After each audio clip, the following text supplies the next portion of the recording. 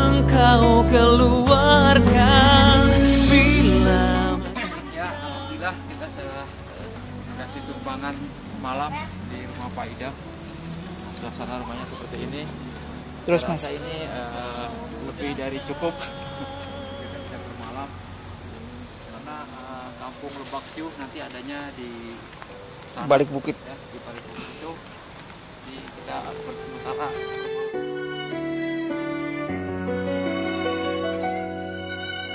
Ku tertunduk dan bersila, dua mata terpejam, khusyuk berdoa. Sajadah panjang basah terbentang, air mata menetes, mohon dikabulkan.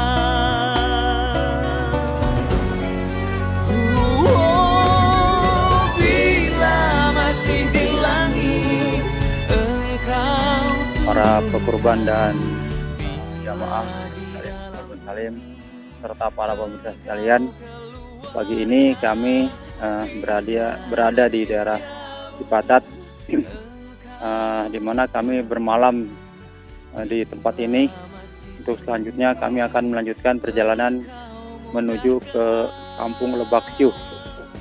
Pada pagi hari ini tanggal 7 November tahun 2011, hari Senin, pelaksanaan tebar hewan kurban yang ke-6 akan kami laksanakan kembali ke lokasi terakhir, yaitu menuju desa Lebak Siuh.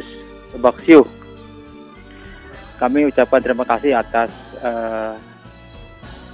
kesediaan Bapak Idam yang telah memberikan tempat penginapan kepada kami untuk kami bisa merefresh kembali, kondisi kami bisa segar kembali dan siap untuk melaksanakan amanah yang Kurban berikan kepada kami. Insya Allah perjalanan kami akan kami tempuh kurang lebih hampir 2 jam menuju Kampung Lebak Siuh. Mudah-mudahan perjalanan ini dimudahkan oleh Allah Subhanahu wa Ta'ala dan sampai di tujuannya nanti di Kampung Lebak Siuh.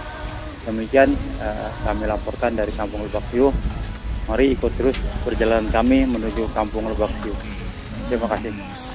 Alhamdulillah kami sudah berada di desa Cipta Harja. Tempat ini kami jadikan sebagai home base kami untuk titik awal menuju ke Kampung Lebak Siuh. Karena sudah ada Pak Kades yang menunggu kita. Jadi alhamdulillah Pak Kades tadi akan bareng bersama kita menuju ke Kampung Lebak Siuh dan dibantu oleh beberapa aparat desa Cipta Harja yang ikut serta dalam tujuan kita menuju ke Kampung Lebak Siuh. Sementara kita akan berkoordinasi dulu dengan Pak Kades karena jalannya ini licin. Semalaman itu diguyur hujan di daerah Cipatat ini, sehingga mungkin strategi untuk perjalanan akan kita rumuskan kembali agar perjalanan ini lancar gitu, walaupun licin tetap lancar. Di bawah langitmu bersujud semua, memuja asmamu dan bertasbih semua makhlukmu, tunduk berharap cinta dan kasihmu. Di bawah langitmu bersujud semua, memuja asmamu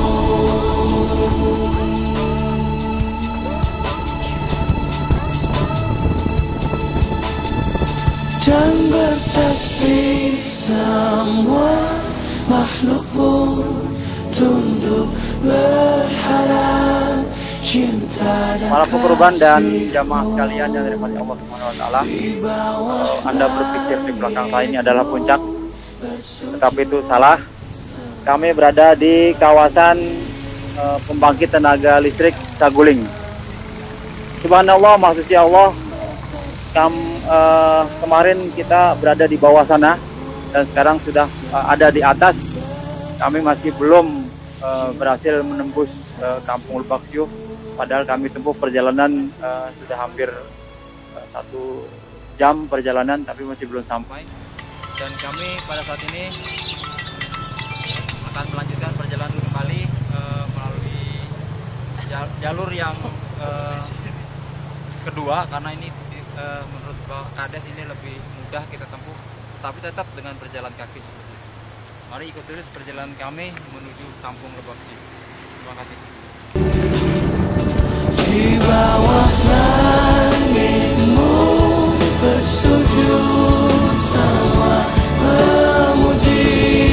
memuja asmamu, dan bertasbih semua makhlukmu, tunduk berharap cinta dan kasihmu. Di bawah langitmu bersujud semua, memuja asmamu.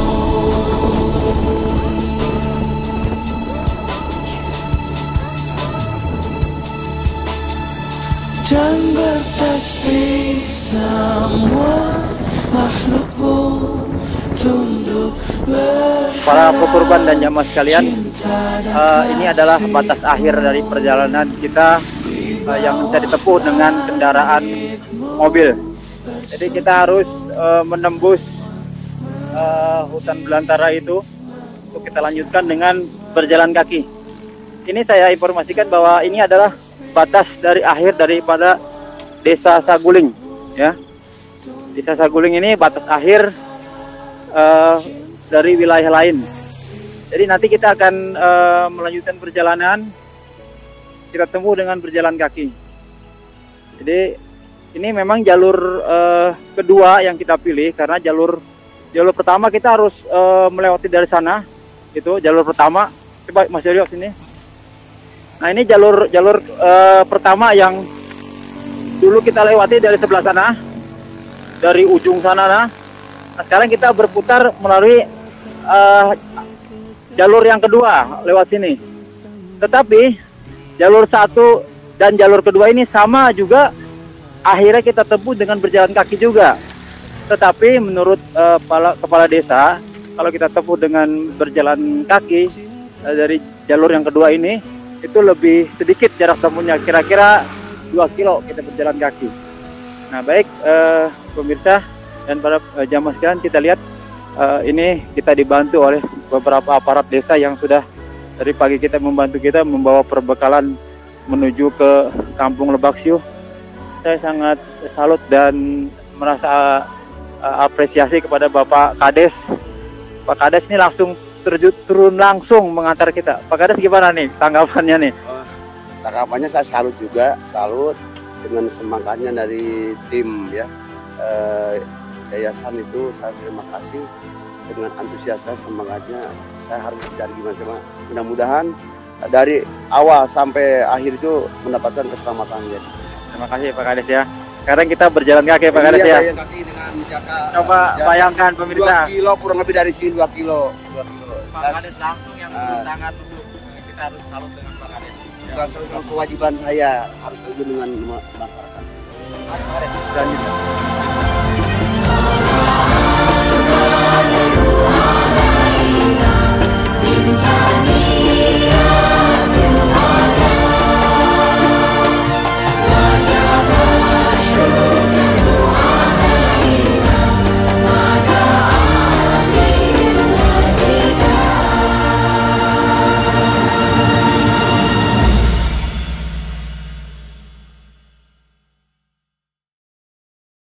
Assalamualaikum warahmatullahi wabarakatuh. Maaf Pak Ustadz, saya mau tanya nih mengenai kurban. Yang pertama, pertanyaan saya adalah, apabila tahun ini saya sudah kurban, apakah tahun depan saya dianjurkan kurban lagi? Nah, itu pertanyaan pertama. Kemudian pertanyaan yang kedua, kalau saya nih pura-puranya saya orang kaya, Amin, mudah-mudahan. Setiap tahun ini saya sudah berturut-turut kurban terus. Nah, apakah pernah suatu saat misalnya saya terbesit niat untuk ini orang kasihan, kayaknya dia belum pernah kurban. Padahal ini tetangga ya, bukannya saudara gitu, bukan keluarga, orang lain. Boleh nggak saya meniatkan kurban tapi pahalanya untuk dia? Karena mungkin saya kasihan dia nggak pernah kurban gitu. Dan saya sudah terlalu sering, jadi saya ingin berniat membantu kurban atas nama orang lain. Itu boleh nggak? Hanya itu saja pertanyaan saya. Terima kasih. Assalamualaikum warahmatullahi wabarakatuh. Ibu penanya yang dirahmati oleh Allah, berapa kali kita kurban? Dalam surat Al-Kautsar Allah bilang begini, Inna a'tainakal kautsar fasalli li rabbika wanhar inna syani'aka huwal abtar. Inna a'tainakal kautsar, sungguh kami sudah memberikan kamu nikmat yang luar biasa banyaknya.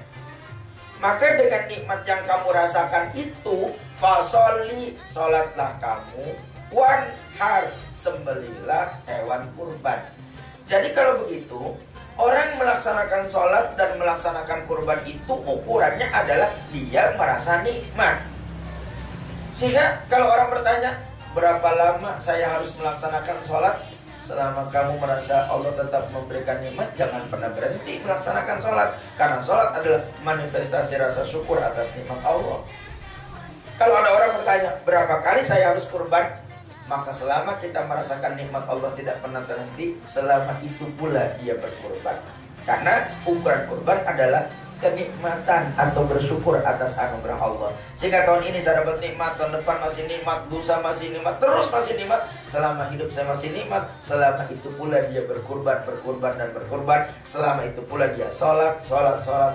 Karena Allah bilang, fasolli li rabbika wanhar, berkaitan dengan anugerah yang Allah berikan. Inna a'tainakal kautsar, sungguh kami telah memberikan engkau nikmat begitu banyak, maka sholatlah karena nikmat itu, sembelihkan hewan kurban karena nikmat itu. Itu pertanyaan pertama. Yang kedua, bahwa kalau saya tiap tahun kurban terus, boleh nggak satu masa saya mengkurbankan entah saudara, entah tetangga, entah fakir miskin, atau mungkin boleh jadi ada seseorang yang baru saya kenal, sementara saya sudah tiap tahun. Boleh nggak tahun ini atau tahun berikutnya saya atas namakan orang lain? Satu perbuatan yang luar biasa mulia. Kita tidak harus menamakan hewan kurban tiap tahun, kita lagi. Tetapi upayakanlah kita bisa berbagi kepada orang lain yang tidak mampu. Boleh jadi kita memilih, kemenakan saya tidak mampu, tahun ini kita kurbankan dia, uangnya dari saya, saat itulah disembelihkan untuk orang tersebut, kita mendapatkan pahala kurban, sementara kemenakan yang dikurbankan pun mendapatkan pahala kurban, dan seterusnya.